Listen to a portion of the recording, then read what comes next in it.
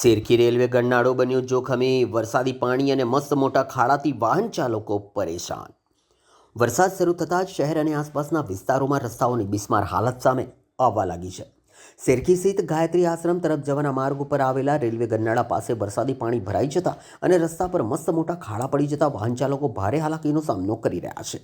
Railway ગરનાળા પાસે વરસાદી પાણીના યોગ્ય નિકાલની વ્યવસ્થા નહીં હોવાથી પાણી ભરાઈ રહ્યું છે। બીજી તરફ રસ્તા પર પડેલા ઊંડા ખાડાઓના કારણે વાહન ચાલકો માટે પસાર થવું મુશ્કેલ બન્યું છે। પાણી અને ખાડાની ગંભીર સ્થિતિને કારણે વાહન ચાલકો માર્ગની માત્ર એક તરફથી પસાર થવા એટલે કે વન વે જેવી સ્થિતિમાં વાહન ચલાવવા મજબૂર બન્યા છે। આ સ્થિતિના કારણે અહીંથી પસાર થતા વાહન ચાલકોમાં અકસ્માતનો ભય સતત સતાવી રહ્યો છે। ખાસ કરીને રાત્રિના સમયે પાણીમાં ખાડાની ઊંડાઈનો અંદાજ નહીં આવતા દુર્ઘટનાની શક્યતા વધુ વધી જાય છે। લોકોનું કહેવું છે કે આ સમસ્યા નવી નથી અને દર ચોમાસામાં અહીં પાણી ભરાવાની સમસ્યા સર્જાય છે। જો તંત્ર દ્વારા રેલવે ગરનાળામાંથી વરસાદી પાણીના કાયમી નિકાલની વ્યવસ્થા કરવામાં આવે અને રસ્તા પર પડેલા ખાડાઓનું ગુણવત્તાયુક્ત સમારકામ કરવામાં આવે તો વાહન ચાલકોને મોટી રાહત મળી શકે છે।